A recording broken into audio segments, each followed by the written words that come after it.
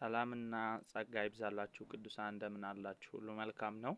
እንግዲህ ብዙ ጊዜ ደጋግሜ ወደፊትም ደጋግሜ የምነግራችሁ የእግዚአብሔርን የምስራቹን ወንጌል ነውና ይህ የምስራቹ የእግዚአብሔር ወንጌል የራሱ የእግዚአብሔር ስራ ነው። በዚህ በእግዚአብሔር የምስራቹ ወንጌል ውስጥ ስራው የእርሱ ሲሆን በስራው የተገለጠው ደግሞ የእግዚአብሔር አጋፔ የሆነው ፍቅሩ ነው። እንዲሁም ደግሞ ዘላለማዊ የሆነ ፍቅሩ ነውና ይህ ዘላለማዊ የሆነ ፍቅሩ ከሚገርማችሁ መጽሐፍ ቅዱስ እንደሚናገረው ከመታወቅ በላይ ነው ይላል። ከመታወቅ በላይ የሆነውን የክርስቶስን ፍቅር ታውቁ ዘንድ ጸልያለሁ ይላል። በአብ ፊት ተንበርክኬ ጸልይላችኋለሁ ይላልና ይሄን የክርስቶስን ኢየሱስ የሰው አይምሮ አንደርስታንድ ማድረግ በጣም ያቅተዋል፣ አይችልም። ምክንያቱም እግዚአብሔር በዘመናችሁ ቢወራላችሁ ቢተረክላችሁ እናንተ የማታምኑትን ስራ እሰራለሁ ነው የሚለውና የሚገርመው ኢየሱስ ክርስቶስ በመስቀል ላይ መውጣቱና መሞቱ ሰዎች ሊቀበሉት የማይችሉት የምስራች ዜና ነው። ነገር ግን የእግዚአብሔር ማዳን፣ የእግዚአብሔር ኃይል፣ የእግዚአብሔር ጥበብ፣ የእግዚአብሔር ሚስጥር የተገለጠበት ዘላለማዊ እውነት ነው። ምንም ሰዎች ሊረዱት ባይችልም፣ ምንም ሰዎች ሊቀበሉት ባይችሉት የእግዚአብሔር ግን እውነት ነው። እግዚአብሔር እውነቱን በመስቀል ላይ ገልጧል። ክብር ሁሉ ለክርስቶስ ኢየሱስ ይሁን። ሃሌሉያ። ስለዚህ ከመታወቅ በላይ የሆነውን የክርስቶስን ፍቅር ለማወቅ ብዙ መጽሐፍቶችን ማንበብ አይደለም። መጽሐፍት ማንበብ ጥሩ ነው። ኢቭን መጽሐፍ ቅዱስ ራሱ ስላነበባችሁ ይሄ የእግዚአብሔር ሚስጥር ይገባችኋል ትረዳላችሁ ማለት አይደለም።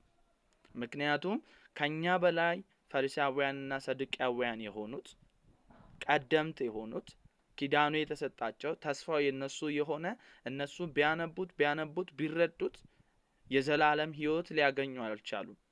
እንደውም እግዚአብሔርና የእግዚአብሔርን ኃይል የካዱ ከሃዲያን ናቸው ኢየሱስ እንደተናገረው ማለት ነው። በጣም እኮ ነው የሚያስገርመው። እና ይሄን ከመታወቅ በላይ የሆነውን የክርስቶስን ፍቅርና የእግዚአብሔርን ስራ ለመረዳት ከእግዚአብሔር የሆነ መገለጥና ጥበብ ያስፈልጋል። ለዚህ ነው የጥበብና የመገለጥ መንፈስ እንዲሰጣችሁ የሚለው። ሃሌሉያ።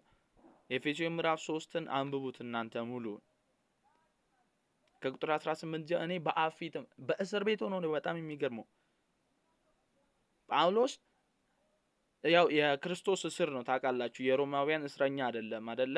እሱን ያሰረው የክርስቶስ ፍቅር ስለሆነ ያ የታሰረበትን እውነት ለመግለጥ ግን የጥበብና የመገለጥ መንፈስ እንዲሰጣችሁ በውጭ ላሉት በምቾት ውስጥ ላሉት በቤተ ክርስቲያን ውስጥ ያሉትን ግን መገለጥ ይስጣችሁ። ያም ደግሞ በውስጣችሁ ያለው ክብርን ነው የሚለው። በእኛ ውስጥ ያለ ክብር አለ። በእኛ ውስጥ ያን ክብር የሚገልጥ ደግሞ መንፈስ ቅዱስ አለ እና ያን መገለጥ የሚሰጠን መንፈስ ቅዱስ ነው። ለመንፈሳችን ይሰጠዋል፣ መንፈሳችን ደግሞ ለነፍሳችን ይሰጠዋል። ያ ነፍሳችን ያወቀውን መረዳት ደግሞ በዚህ በስጋችን ይገለጣል ማለት ነው። ክብር ለኢየሱስ ይሁን። ስለዚህ ከመታወቅ በላይ ነው። የሰው አይምሮ ሊረዱ አይችልም። ለዚህ ነው አገልጋዮች በትዕግስት የእግዚአብሔርን ወንጌል መስበክ ያለብን፣ በትህትና የእግዚአብሔርን ወንጌል መስበክ ያለብን ከሰው አይምሮ በላይ ስለሆነ። እንዴት አንድ ሰው ምንም ነገር ሳያደርግ ክርስቶስን ብቻ አምነ የዘላለም ሕይወት ያገኛል? እንዴት አንድ ሰው ምንም ሳያደርግ ምንም መልካም ነገር ሳያደርግ እንዴት የዘላለም የኃጢአት ስርየት ሊያገኝ ይችላል? ይሄ ከሰው አይምሮ በላይ ነው። እንዴት ሰው ጻድቅ ሊሆን ይችላል? እንዴ ቀደምት አባቶቻችን በብሉይ ኪዳን ያሉ ነቢያቶችም ጥያቄያቸውና ፍላጎታቸው ጽድቅ ነው፣ መጽደቅ ነው። ነገር ግን ይሄን ጽድቅ ለማግኘት በብዙ አይነት መንገድ ይሞክሩታል። ይሄን ጽድቅ ደግሞ እግዚአብሔር አቅልሎት በክርስቶስ ኢየሱስ በኩል የጽድቁን ስራ ሰርቶ ክርስቶስ ኢየሱስ ለሰዎች የሚገባውን ፍርድና ቅጣት በራሱ ላይ ወስዶ እንደውም እግዚአብሔር የሁላችንንም በደል በሱ ላይ ያደረገው ይላል ኢሳይያስ ላይ። አሁን ይሄን መቀበል አይከብድም ወይ? እንደውም የሚገርመኝ አንድ ነገር ልንገራችሁ። ሐዋርያው ጳውሎስ የክርስቶስ ኢየሱስን መስቀል ኢሳይያስ የክርስቶስን ኢየሱስ መስቀልና መስዋዕትነት በሚመለከትበት ጊዜ በጣም የሚያስገርም አንድ ነገር ታያላችሁ። እና የእግዚአብሔር ክንድ ነው ይለዋል። ያ የእግዚአብሔር ክንድ ደግሞ የሚደርስበትን ስቃይ ይመለከት ነበረ እና ሰዎች ሊቀበሉት አልቻሉም። እኛ ራሱ ባየነው ጊዜ ልናምነው ልንቀበለው አልቻልም። እንደውም ፊታችንን አዞርንበት። እንወደው ዘንድ ራሱ ደም ግባት የለውም፣ ውበት የለውም፣ አያምርም። ባይ ዘ ዌይ እንደ ኢየሱስ በዚህ ምድር ላይ የሚያምር የለም። ነገር ግን ኢሳይያስ ክርስቶስ ኢየሱስን በመስቀል ላይ ነው እያየው ያለው። ምን አይነት የአይን መከፈት ነው! እግዚአብሔር በመንፈስ ቅዱስ አማካኝነት አይኖቻችሁን ከከፈተ የክርስቶስ ኢየሱስ መስቀል ላይ ይክፈት፣ እንዲሁም በከበረው በዙፋኑ የተቀመጠው ኢየሱስ ላይ ይክፈትላችሁ አይኖቻችሁ። እና ያን በሚመለከትበት ሰዓት ኢሳይያስ በጣም ይገረም ነበር፣ በጣም ይደነቅ ነበር ባለመቀበሉ፣ እርሱ ራሱ ባለመቀበሉ። ግን እኮ አዘ ሴም ታይም እግዚአብሔር ክንድ ነው። ግን እኮ አዘ ሴም ታይም እግዚአብሔር ፓወር ነው። ግን ስለ መተላለፋችን ነው ይላል። ተመልሶ ደግሞ ስለ በደላችን ነው እየቆሰለ ያለው፣ ስለ መተላለፋችን ነው እየደቀቀ ያለው። ዝቅ እያለ ሄድና በቁጥር 12 አካባቢ ላይ አንድ ነገር በደላችንን በእርሱ ላይ አኖረ ካለ በኋላ ለአመፀኞቹ ሁሉ ማለደ ይላል። አይገርምም?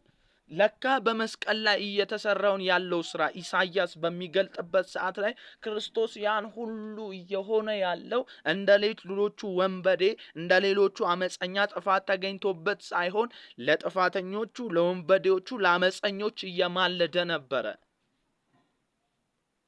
ወደ አባቱ ወደ እግዚአብሔር የኃጢአት ይቅርታን እያመጣ ነበር፣ እየለመነ ነበር፣ የዘላለም የኃጢአት ይቅርታ። ለዚህ ነው ያለፈው፣ ያሁኑ፣ የወደፊት ኃጢአታችን ሁሉ በክርስቶስ ኢየሱስ መስቀል ላይ ሆኖ ተወግዷል። እግዚአብሔር የኃጢአት ይቅርታን አድርጓል ምንለው። ሰዎች ይህን መቀበል አይችሉም። ታዲያ ምን እያደረገ ነው ሲባል ፍቅርን እያብራራ ነው፣ ፍቅርን እየገለጠ ነው እግዚአብሔር። አራ ሃሌሉያ! ክብር ሁሉ ለጌታ ለኢየሱስ ይሁን። አይገርም? ከመታወቅ በላይ ነው ይሏል ሐዋርያው ጳውሎስ ደግሞ ሲመለከተው። እና ከፍታውን እንድታቁ ይልና ስፋቱን እንድታቁ፣ ጥልቀቱን እንድታቁ ብሎ ክሮስን ነው የሚሰራው፣ መስቀልን ነው የሚሰራው። ምክንያቱም ከመታወቅ በላይ የክርስቶስ ፍቅር የተገለጠው በመስቀል ላይ ስለሆነ ነው። ለካም በመስቀሉ እየተገለጠ ያለው የእግዚአብሔር ፍቅር ነው። እናንተ ለአንዴና ለመጨረሻ ጊዜ እግዚአብሔር ለሰዎች ያለውን ፍቅር የገለጠው በክርስቶስ ኢየሱስ መስቀል ላይ የወደዳቸውን ለአንዴና ለመጨረሻ ጊዜ ወደዳቸው።